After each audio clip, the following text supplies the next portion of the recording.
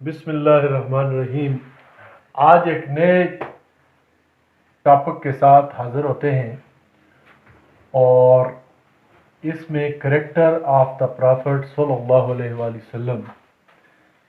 وہ پڑھیں گے۔ چونکہ نبی کریم صلی اللہ علیہ وآلہ وسلم کی ذات پر تو بہت زیادہ کتابیں لکھی گئی ہیں، جن میں سیرت النبی کی کئی جلدیں بھی ہیں، تو ہم مختصر خاکہ پیش کریں گے نبی کریم صلی اللہ علیہ وسلم کی زندگی کے بارے میں۔ سب سے پہلی بات یہ ہے، he touch every department of life. نبی کریم صلی اللہ علیہ وآلہ وسلم نے یعنی زندگی کا ہر جو فیلڈ تھا اس کو ٹچ کیا ہے، یعنی ان کی سوشل لائف، ان کی پولیٹیکل لائف، جنگوں میں بطور سپاہی سالار، بطور باپ، بطور شوہر، بطور انسان، یہ سارے کردار ہمارے سامنے ہیں کہ نبی کریم صلی اللہ علیہ وآلہ وسلم نے رحم دل ہونے کا بھی ثبوت دیا، اپنے بڑے بڑے جانی دشمنوں کو معاف کیا، اسی طرح میدان جنگ میں ایک بہترین سپہ سالار ہونے کا بھی ثبوت دیا، جس میں جنگ بدر، جنگ خندق، جنگ احد، یہ ساری جنگوں کی تاریخ جو میں نے پہلے مختلف ایپیسوڈ میں بتائی ہے۔ اسی طرح sewer of the oppress humanity, اس سے پہلے اس طرح تھا کہ مکہ کے اندر اور خاص کر عرب کے اندر لوگ جو تھے وہ قبائل میں بٹے ہوئے تھے، اور جو امیر لوگ تھے غریبوں پہ ظلم کرتے تھے، زیادتیاں کرتے تھے۔ لیکن جب نبی کریم صلی اللہ علیہ وآلہ وسلم جب مکہ بھی فتح ہو گیا، مدینہ بھی فتح ہو گیا، تو انہوں نے جو یتیم تھے ان کے بارے میں قرآن پاک کے اندر بہت ساری آیات نازل ہوئی۔ نبی کریم صلی اللہ علیہ وآلہ وسلم نے بھی پسے ہوئے جو لوگ تھے، جو معاشرے کے نچلے لوگ تھے، ان کو بھی برابری، یعنی ان کو بھی لا کھڑا کر دیا بڑے لوگوں کے بالکل، یہاں تک کہا کہ جو بھی کلمہ پڑھ لیتا ہے وہ دوسرے کا بھائی بن جاتا ہے۔ اس طرح ذات پات، رنگ و نسل کے بت توڑ دیے، اور حجت الوداع کے موقع پر یہ کہہ دیا کہ سب آدم کی اولاد ہو، کوئی کسی کو کسی پر فضیلت حاصل نہیں۔ جسٹس اینڈ ایکویلٹی، اسی طرح نبی کریم صلی اللہ علیہ وآلہ وسلم نے دنیا کو ایک ایسا نظام دیا جس کی مثال کہیں بھی نہیں ملتی، اور بعد میں جب حضرت عمر رضی اللہ تعالیٰ عنہ کے دور میں ہم انشاءاللہ پڑھیں گے کہ وہاں پہ اسی کی ایک بہترین جھلک ہمیں نظر آتی ہے۔ تو انصاف ایسا کہ ایک لڑکی تھی ایک قبیلے کی، فاطمہ نامی، اس کے اوپر چوری کا کیس ثابت ہو گیا۔ جب چوری کا کیس ثابت ہو گیا تو بہت سارے لوگ ان کے پاس آئے، یہ تو بہت بڑے خاندان کی لڑکی ہے، لہٰذا اس کو سزا نہ دی جائے۔ تو نبی کریم صلی اللہ علیہ وسلم نے سب کو ایک جگہ جمع کر کے فرمایا کہ تم سے پہلے کی قومیں اسی لیے تباہ ہو گئی تھیں کہ جب کوئی بڑا آدمی چوری یا جرم کرتا تھا تو اس کو سزا نہیں دی جاتی تھی، اور جب کوئی نچلے درجے کا کوئی غریب چوری کرتا تھا تو اس کو سزا یا جرم کرتا تھا اس کو سزا دی جاتی تھی، اور وہ قومیں تباہ و برباد ہو گئیں۔ تو اس لیے خدا کی قسم اگر محمد کی بیٹی فاطمہ بھی چوری کرتی تو میں اسے بھی اس طرح دنیا کی تاریخ میں انصاف جو ہمیں نظر آتا ہے تو یہ نبی کریم صلی اللہ علیہ وسلم نے اپنے دور میں قائم کیا، سارے انسانوں کو برابری کا درجہ دیا۔ اور اسی طرح اگلا آتا ہے جنراسٹی، یعنی سخاوت۔ اس سے پہلے لوگ دولت کو اکٹھا کرتے تھے اور کوئی خاص طریقہ کار نہیں تھا، لیکن نبی کریم صلی اللہ علیہ وسلم نے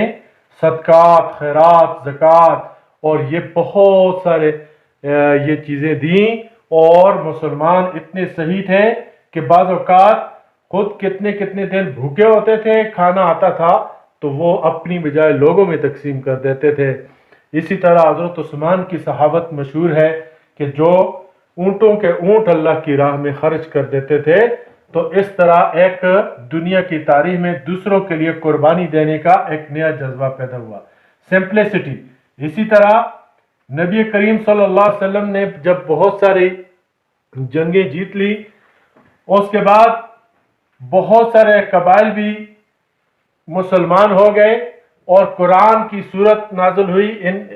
اذا جاء نصر اللہ والفتح وَرَأَيْتَ النَّاسَ يَدْخُلُونَ فِي دِينِ اللَّهِ أَفْوَاجًا، کہ جب اللہ کی مدد آ جائے اور لوگ گروہ در گروہ اسلام میں شامل ہونا شروع ہوئے، مسلمان خوشحال ہونا بھی شروع ہوئے، لیکن حالت یہ تھی کہ نبی کریم صلی اللہ علیہ وسلم خود بھی عیاشی والی زندگی کبھی نہیں اپنائی، سادگی اپناتے تھے، سادہ کھانا کھاتے تھے، جو کچھ ہوتا تھا اللہ کے راستے میں خرچ کر دیتے تھے۔ ڈگنیٹی آف لیبر، پھر نبی کریم صلی اللہ علیہ وسلم کا ارشاد ہے، القاسب حبیب اللہ، محنتی اللہ کا دوست ہے، اپنے ہاتھوں سے محنت مزدوری کرنے کا درس دیا مسلمانوں کو، اور چوری اور ناجائز طریقے سے، دھوکے سے، فراڈ سے، کسی بھی اور طریقے سے جو روزی کمائی جائے گی تو وہ حرام تصور، حرام اور حلال کا اسلام نے ایک نظریہ دیا، جائز راستہ بتایا۔ تو اس طرح ڈگنیٹی آف لیبر، یعنی جو لیبر طبقہ تھا جس کو اس سے پہلے جس کی ڈگنیٹی نہیں تھی، لیکن نبی کریم صلی اللہ علیہ وسلم نے ان کو کہہ دیا، یہاں تک کہہ دیا کہ اگر ایک محنتی اللہ کے راستے میں، اگر ایک اپنے بال بچوں کی خاطر محنت مزدوری کرنے میں جو تلوار اٹھاتا ہے، اس کا درجہ کسی طرح بھی اس سے کم نہیں ہے۔ اچھا جی، اس کے بعد نبی کریم صلی اللہ علیہ وآلہ وسلم کے زندگی کے جو پہلو ہیں، اس میں پولیٹیکل، سیاسی، ریلیجیس، دینی، اکنامک، اقتصادی، سوشل، سماجی، یہ بہت ساری چیزیں ہیں۔ اسی طرح انہوں نے جس طرح removal of social in equality کو ختم کیا، جیسے میں نے بتایا، اور سلیوری جو تھی، غلامی، اس کو مکمل طور پر تو ختم نہیں کیا، لیکن نبی کریم صلی اللہ علیہ وسلم نے ان کو برابری کا درجہ ضرور دیا اور اس کو انکریج کیا کہ غلاموں کو آزاد کیا جائے۔ تو یہ اس کے بعد کافی زمانے تک یہ تجارت ہوتی رہی، اور یہ 19ویں صدی میں جا کر پھر یہ سلیوری امریکہ کے اندر ایک قانون پاس ہوا، پھر ختم ہوئی، لیکن نبی کریم صلی اللہ علیہ وسلم نے بھی اس کا آغاز بہرحال کر دیا تھا۔ اسی طرح نبی کریم صلی اللہ علیہ وآلہ وسلم نے عورت اس سے پہلے جو تھی اس کا سوسائٹی کے اندر مقام انتہائی نچلے درجے کا تھا، اور ان کی خرید و فروخت بھی ہوتی تھی، بیٹیوں کو پیدا ہوتے ہی زندہ درگور کرنا ان کی روایت تھی۔ نبی کریم صلی اللہ علیہ وآلہ وسلم نے عورت کو ماں، بہن اور بیٹی کا درجہ دے کر ان کو ان کے رائٹس دیے۔ اسی طرح پرافٹ صلی اللہ علیہ وسلم نے تعلیم،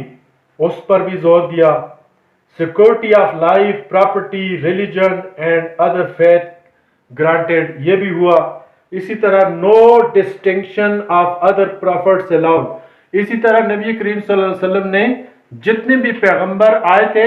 سب کے سب کو پر ایمان لانا یہ ضروری ہے مسلمان کے لیے۔ پھر مسلمانوں کے اندر ایک اتحاد بھی انہوں نے قائم کیا، انٹر میرجز جو تھی، یعنی اعلیٰ خاندان کی دوسرے خاندان میں، اس کی طرف بھی توجہ دی۔ یہ بے شمار پہلو ہیں جس کا ذکر جو ہے تفصیلی طور پر یہ سیرت النبی کی کتابوں میں ہے، طبری میں ہے، اور اسی طرح ابن حشام اور بہت سارے اس دور کے بھی اور موجودہ دور کے بھی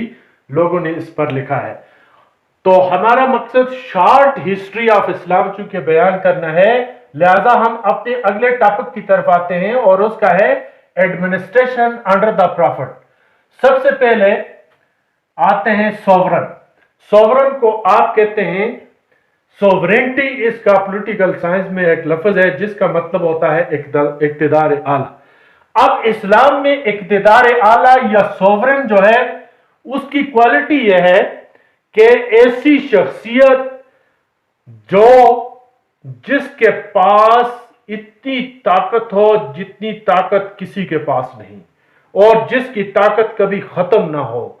اس کو سوورن کہا جاتا ہے، جس کی طاقت کو دوسری جگہ آپ یعنی تبدیل نہ کر سکتے ہو۔ تو اسلام میں سوورنٹی یا اقتدار اعلیٰ کا مالک اللہ پاک ہوتا ہے، اور اس طرح اقتدار اعلیٰ کا مالک اللہ پاک ہوتا ہے، اور مسلمان جو ہیں وہ اللہ پاک کے دیے ہوئے قانون کے مطابق زندگی بسر کرتے ہیں، اور اسلام میں سب سے پہلا جو محاذ ہے قانون کا وہ ہے قرآن۔ قرآن پاک میں اگر کسی چیز کی تفصیل نہ ملے تو دوسرے نمبر پر آتا ہے سنت، دوسرے نمبر پر سنت، سنت پھر اجماع ہے، یعنی جس کا آپ کو سنت میں بھی نہ ملے تو اجماع بہت سارے علماء جو ہیں اس دور کے وہ پھر اس مسئلے کا حل ڈھونڈتے ہیں، وہاں پھر اس کے بعد اجتہاد ہے، اجتہاد۔ تو یہ ہے محض اسلامی جو قانون ہے اس کے مطابق۔ تو نبی کریم صلی اللہ علیہ وآلہ وسلم ریاست کے پہلے حکمران تھے، لیکن انہوں نے اپنے آپ کو کبھی بھی اس طرح محسوس نہیں کیا، اور یہ مسجد نبوی جو تھی اس میں باجماعت نماز بھی ہوتی تھی، لیکن اس میں ہر مسئلے کے بارے میں صحابہ اکرام آپس میں مشورہ بھی کرتے تھے۔ اس طرح یہ ایک قسم کا سیکریٹریٹ بھی تھا، ہاتھ و کتابت بھی یہاں بیٹھ کے ہوتی تھی، اور اس طرح ماسکہ نبوی جو تھی دا پریئر ہاؤس بھی تھا، the office and the court of the prophet, اور نبی کریم صلی اللہ علیہ وسلم اکثر جو ان کے سامنے کیس آتے تھے وہ اس کا فیصلہ بھی یہیں بیٹھ کر کرتے تھے۔ اس طرح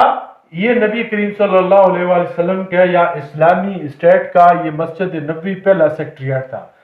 پھر اس دور میں جو نبی کریم صلی اللہ علیہ وسلم نے پوری جو ریاست تھی اس کو صوبوں میں تقسیم کیا۔ اس دور میں مین جو صوبے تھی مدینہ، مکہ، یعنی ایک صوبہ تھا مدینہ کا، ایک صوبہ تھا مکہ کا، اور اسی طرح مختلف تیامہ ایک صوبہ تھا، تیامہ صوبہ تھا، اور اسی طرح جن،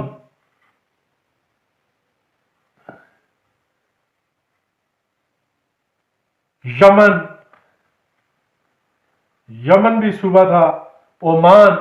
نبی کریم صلی اللہ علیہ وسلم کے دور میں عمان صوبہ تھا، اور نجران، اور یہ مختلف صوبے نبی کریم صلی اللہ علیہ وسلم کے دور میں تھے۔ تو صوبے کا جو گورنر ہوتا تھا، آج جس کو گورنر کہتے ہیں، وہ نبی کریم صلی اللہ علیہ وسلم نے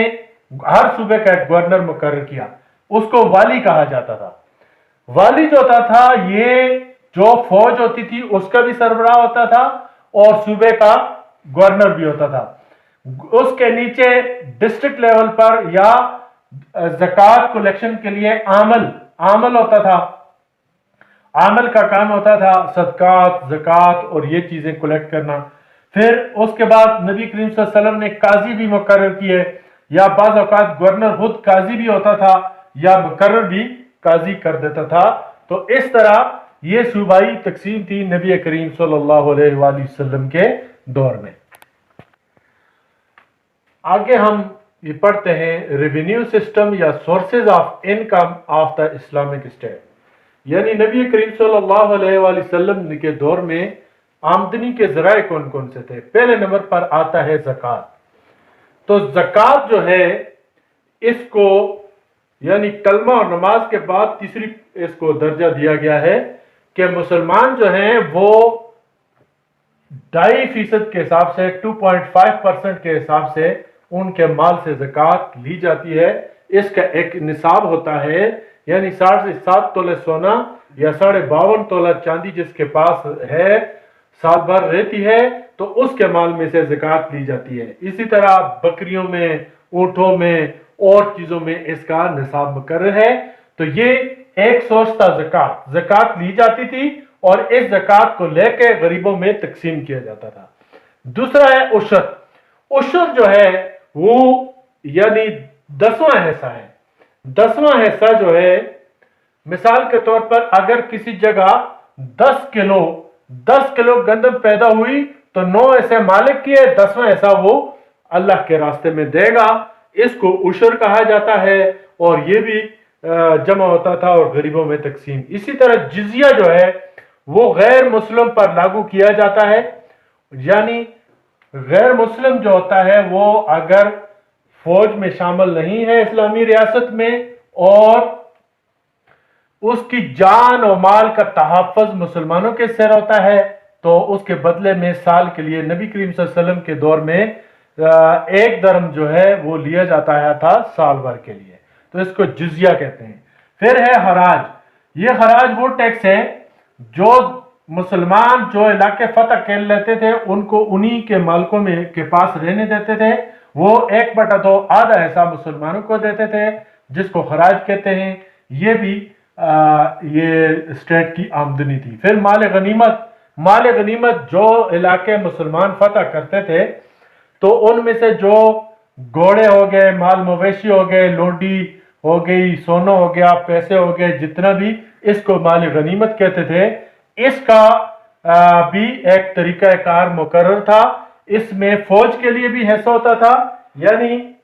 یہ جو مال غنیمت ہوتا تھا